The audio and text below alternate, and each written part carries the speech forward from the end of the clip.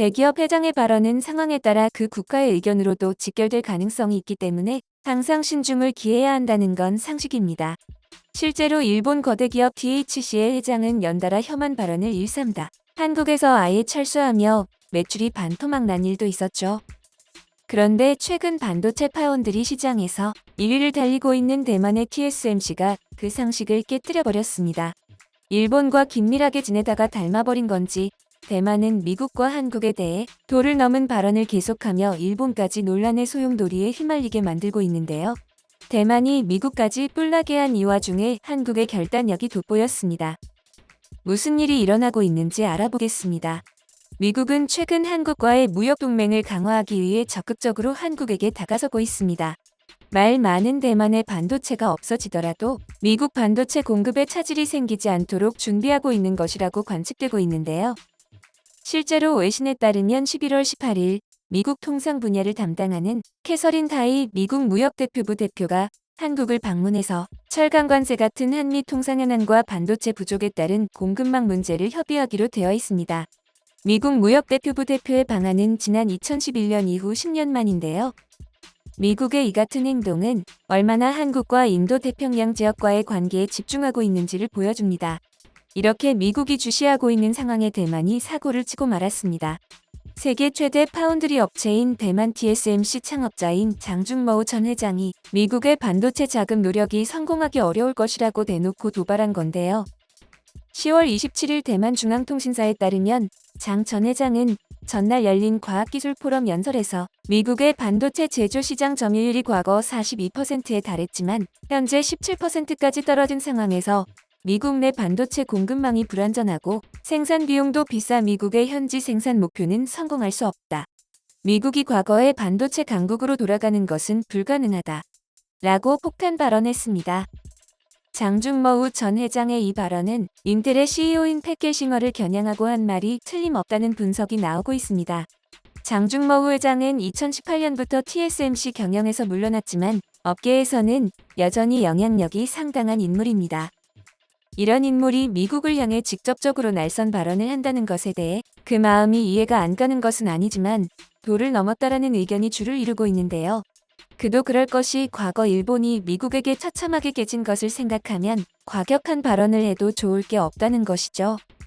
1980년대까지만 해도 일본 반도체 기업들은 급격하게 성장해 나갔습니다.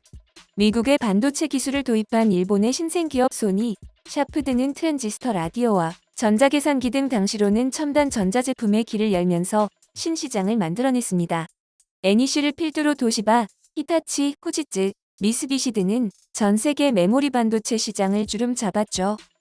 그런데 1981년부터 미국은 당시 전 세계 반도체 매출 탑10 기업 중 6개가 일본 기업이라는데 크게 위기감을 느껴 일본에 대한 공격을 시작했습니다. 1986년 미국 정부와 일본 반도체 기업 간의 협정과 미 정부와 일 정부 간의 협정이 진행된 것이죠.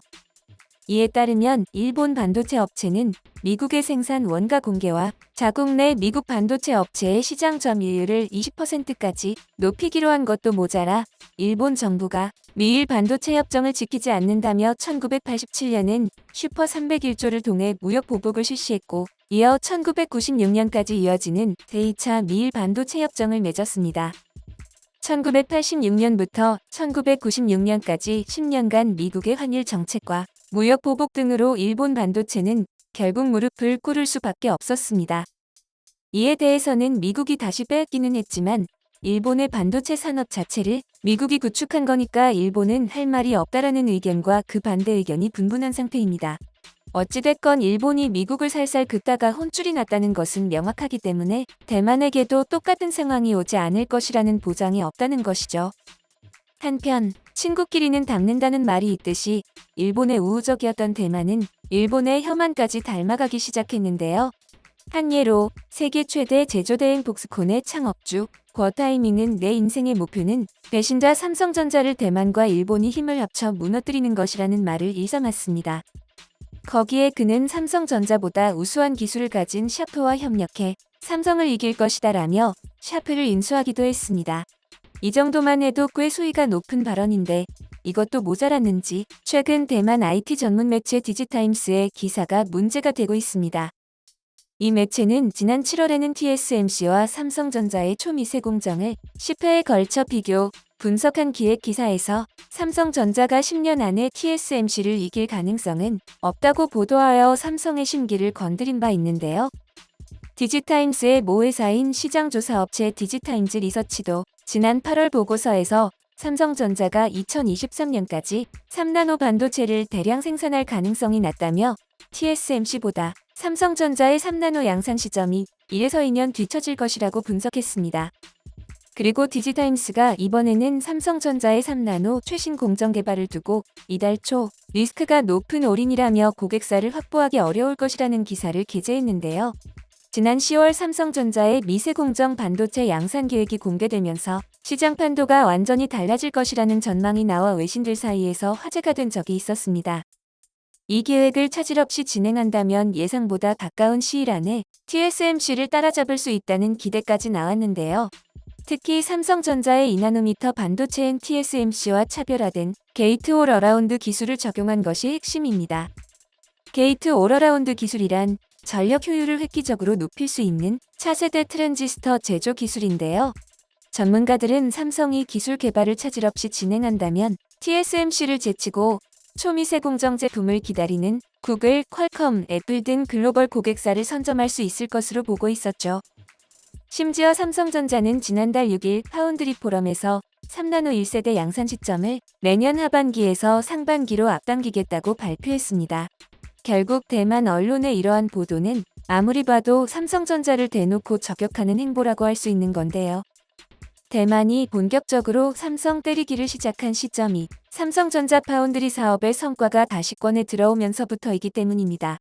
반도체 업계 한 관계자는 대만이 이렇게 삼성을 견제하는 이유에 대해 견제한다는 것은 그만큼 조바심을 드러낸 것이다 라고 봤습니다. 대만 업계가 기술 경쟁을 신경전으로 표출할 만큼 삼성전자의 추격에 압박감을 크게 느끼고 있다는 얘기인데요. 시장 조사업체 트렌드포스에 따르면 TSMC와 삼성전자의 올 2분기 기준 파운드리 시장 점유율은 각각 52.9%와 17.3으로 격차가 크지만 선단 공정으로 불리는 10나노 이하 공정에서는 TSMC와 삼성전자의 비율이 6대4 정도로 줄어듭니다. 사실상 반도체 시장이 향후 초미세 공정으로 더 진행되면 이미 양강 체제인 10나노 이하 시장은 점유율 구도가 언제든 뒤바뀔 수 있다는 얘기인데요. 대만이 삼성전자를 부쩍 견제하는 또 다른 배경으로는 EUV 노광 장비가 꼽힙니다. 7나노 이하 공정에서 필수인 읍 장비는 네덜란드 아짐이 독점 생산하기 때문에 대당 2천억 원 이상의 고가에도 물량이 많지 않아 확보전이 치열한데요. 1일 관련 업계에서 한 소식이 전해지자 대만은 망연자실할 수밖에 없었습니다. 네덜란드 반도체 장비 기업인 ASML이 경기도 동탄 일반산업단지에 둥지를 튼다는 건데요. ASML은 세계적인 반도체 노광 장비 업체로 세계에서 유일하게 10나노미터 이하 웨이퍼 생산 공정에 필요한 극저훼손 노광 장비를 공급하고 있습니다. 반도체 노광이란 동그란 웨이퍼 위에 빗으로 회로 모양을 반복적으로 찍어내는 기술을 뜻하는데요. 정부가 세계 최대 반도체 공급망 구축을 목표로 발표한 K반도체 벨트에서 핵심 기업인 ASML은 이번 결정으로 한국 반도체 업계의 든든한 우군으로 입지를 다지게 됐습니다. 특히 장비 가동법 교육을 위해 최소 3에서 4개월씩 네덜란드나 대만으로 엔지니어를 보내야 했던 삼성전자와 SK하이닉스로서는 인력 양성에 투입하는 시간과 비용을 절약할 수 있게 되어 더욱 능률이 올라갈 것으로 기대가 되는데요. 전문가들 사이에서는 대만 측이 뭐라도 하려고 하기 전에 이미 한국은 한 수 앞을 내다보고 있었던 것이라는 분석이 나오고 있습니다. 삼성전자는 10월 직접 네덜란드를 찾아 ASML 본사를 방문하는 등 공을 들였기 때문에 어떻게 보면 노력에 따른 당연한 결과였죠. 한국에게 반가운 소식은 끝나질 않았는데요. 미국 반도체 장비업체 램리서치가 최근 경기도 화성공장 증설로 국내에서 생산 규모를 2배 확대하기로 한 겁니다. 램리서치 한국생산법인인 램리서치 매뉴팩처링 코리아의 최첨단 반도체 설비 제조 시설을 갖춘 화성공장은 대규모 생산 능력을 갖췄기 때문에 앞으로 국내 공급과 함께 글로벌 시장으로 수출하는 성과를 낼 것으로 기대되는 상황입니다. 이처럼 해외에 내로라 하는 기업들이 한국에 와서 생산과 연구개발을 한다는 것은 한국의 영향력이 그만큼 확장됐다는 것을 의미합니다. 결국 대만 쪽에서 아무리 한국을 깎아내리려고 하더라도 한국의 노력은 깎아내릴 수가 없을 것으로 보입니다.